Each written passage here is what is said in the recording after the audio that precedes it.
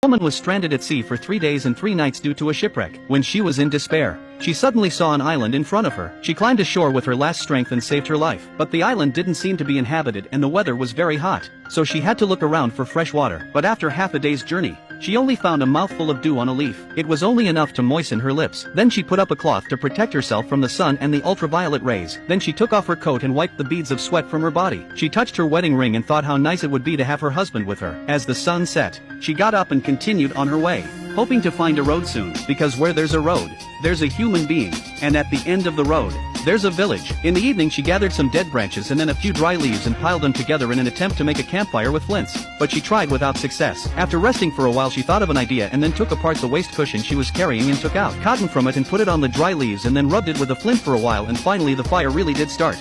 With the fire there seemed to be hope, which made her feel a little safer inside. The next morning she was awakened by a pain in her leg, which was crawling with ants. She got up to clean them off, but her legs were eaten everywhere. She had no choice but to tear her clothes and bandage the wounds with strips of cloth. After treating the wounds, she continued on her way. But her hunger and thirst got the better of her. She tried to find some wild fruits to satisfy her hunger, but she couldn't find any on this huge island. She finally found a coconut tree, but the height of the coconuts made it impossible for her to do anything about it. She had no choice but to keep searching until evening without finding a single fruit or drop of water. Helpless, she sat on the ground and leaned against a tree to get some rest, but the darkness of the forest was terrifyingly silent, and she was afraid that a wild animal might suddenly appear. She slowly fell asleep with her fear. The next day she opened her eyes and was almost scared to death when she saw a long worm crawling on her body.